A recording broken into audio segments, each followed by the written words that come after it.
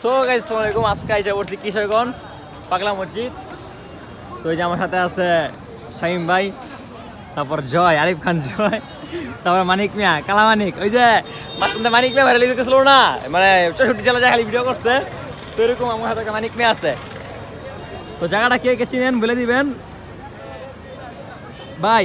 এই জায়গা কত আপনি কিছু বলেন, জায়গাটা কি হয়, কি লেগে আছে আমার দূর থেকে? জায়গাটা একটা মানে ঐতিহ্যবাহী একটা জায়গা। এখানে মানে যার যেরকম খুশি আইসা মানত করে আইসা সেটা যায়। যেমন আমার একটা আশা আছে, আমি মানত করে ছাড়লাম, যদি আল্লাহ পাক আমার আশাটা পূরণ করে। এই আর এরকম কি। কিছু মানে এটাই মানে অনেক দূর থেকে আসছে। যেরকম আমি আইসা বলছি নারায়ণগঞ্জ থেকে, আর ওই ভাই আইসা বলছে 4,000 থেকে, মানে 3 জন 2,500, আমি নারায়ণগঞ্জ। ঠিক আছে, তো এখন আছি বর্তমানে কিশোরগঞ্জ। ওই যে ইলেকশন বুঝতে কি জানি ওর এলাকা মনে হয় না নাকি? আচ্ছা সমস্যা নাই, আমার এলাকার দিকেই আয়ন ভাই সামনের দিকে যাই।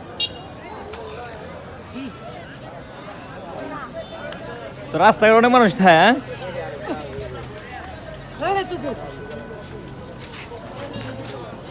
সে ভাই এনটা হাওড়ার রাস্তাটা কোনটা? আর 20 কিলো গেলে হাওড়া যাবো আমরা, আর 20 কিলো গেলে হাওড়া যাবো।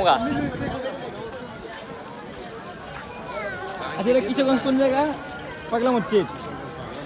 আর এমনিতে কোনো নাম নাই জায়গার? না, এর মধ্যে কোনো নাম নাই। কিশোরগঞ্জ পাগলা মসজিদ বলে সারা বাংলাদেশের সব মানুষ এই জায়গাটা চিনে।